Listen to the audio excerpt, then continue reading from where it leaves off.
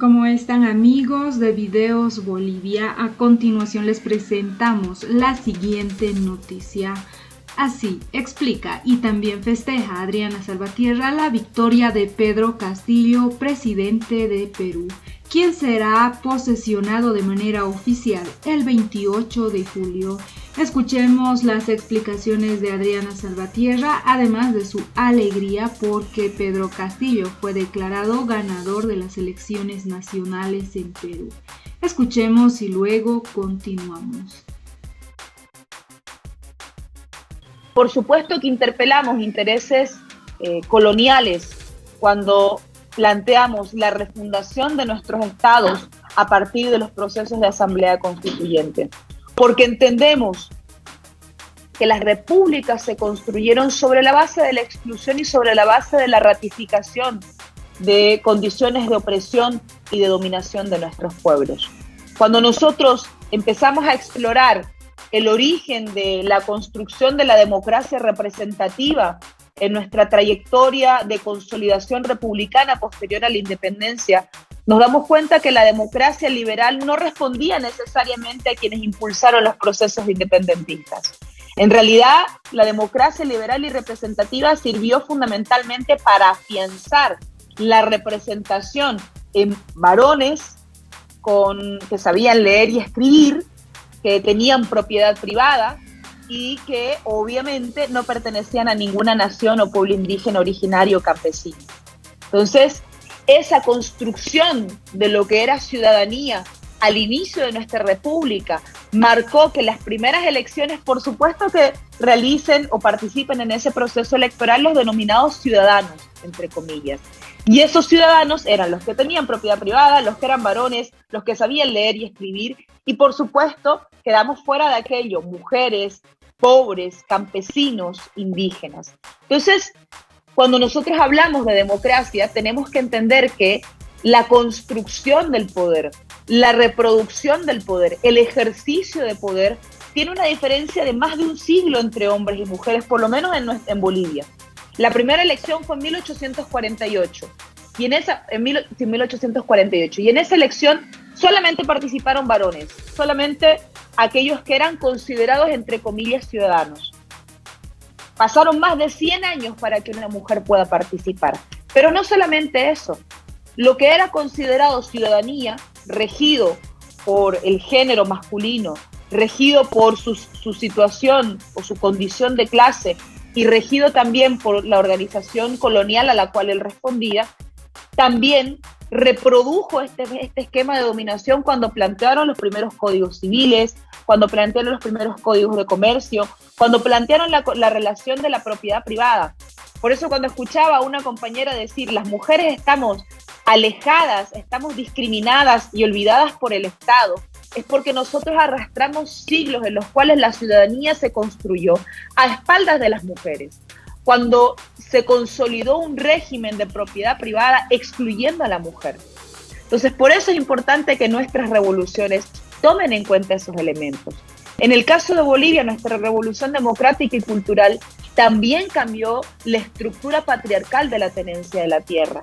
Nosotros teníamos, antes de que entre nuestro compañero Evo Morales a ser presidente, apenas el 15% de los títulos agrarios a nombre de mujeres.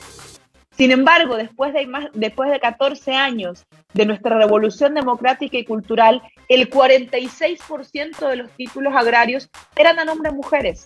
Y eso marca un hito fundamental en este proceso que nosotros decimos de despatriarcalización de la estructura de la tenencia de la tierra. Pero por supuesto que en este proceso de interpelación de privilegios de género, de clase, geopolíticos, coloniales, así como les decía, si el camino no está exento, y esta es el segundo elemento que quisiera plantearles sobre la mesa, el camino no está exento de tensiones, el camino no está exento de conspiraciones. Como decía nuestro vicepresidente Álvaro García, no es que caminamos en una pradera floreada abriendo camino a la transformación. En realidad, la victoria del pueblo en Perú, la victoria de las mujeres en Perú, es el inicio de una gran lucha. Y esa gran lucha va a tener conquistas en la medida en que nosotros vayamos saliendo victoriosos y vayamos consolidando fundamentalmente en el pueblo la necesidad de transformar las bases sobre las cuales se excluyó a las grandes mayorías durante siglos. Esto no quiere decir que vamos a realizar transformaciones solo en la superestructura jurídico-política. Fundamentalmente las transformaciones deben darse en la conciencia de la gente.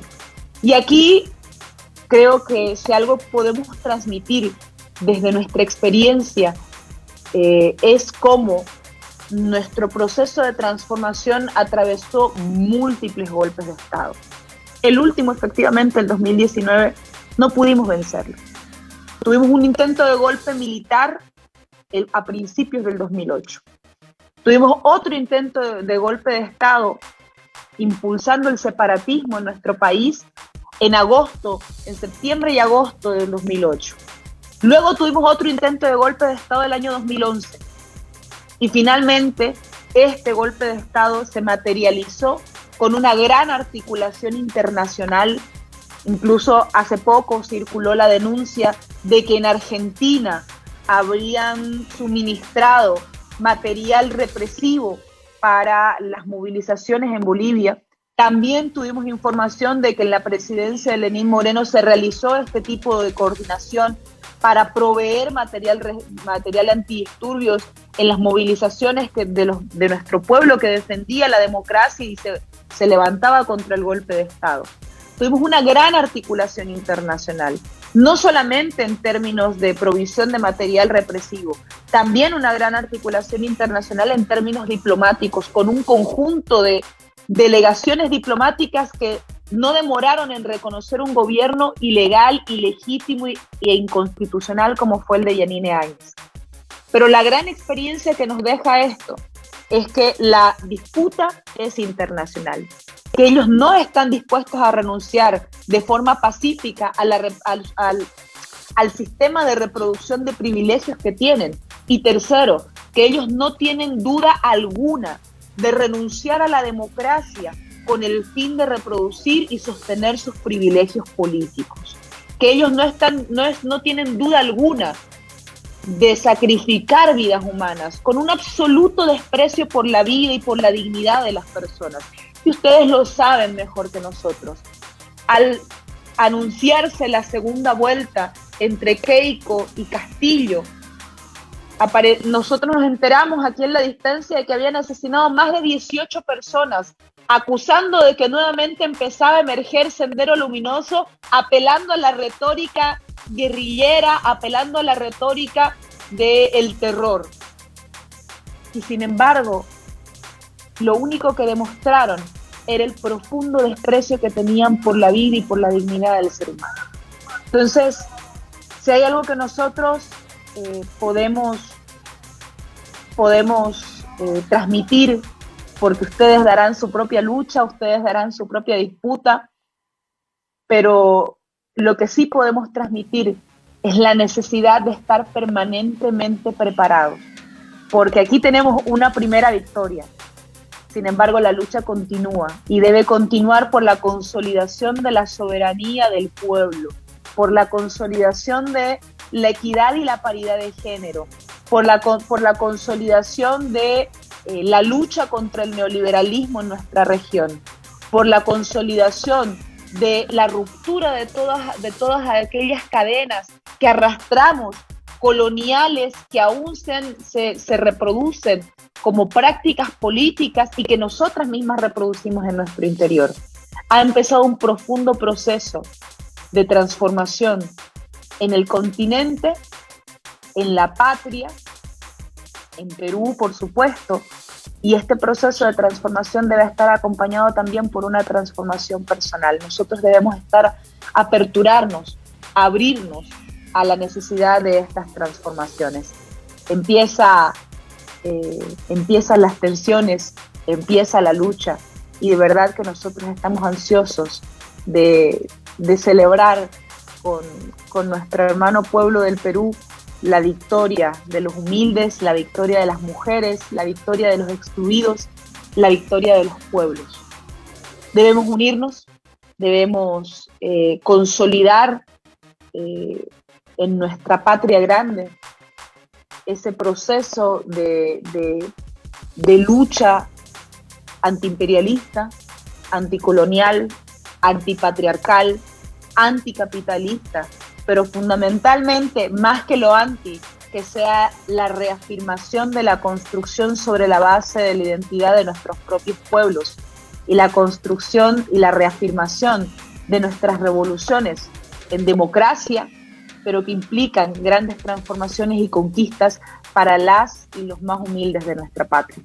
Eso, compañeros y compañeras fundamentalmente, un abrazo enorme desde Bolivia y de verdad que estamos profundamente admirados de lo que ustedes han logrado conquistar y del golpe geopolítico que han logrado asestar a las garras del imperialismo en nuestra región. Mucha fuerza y victoria.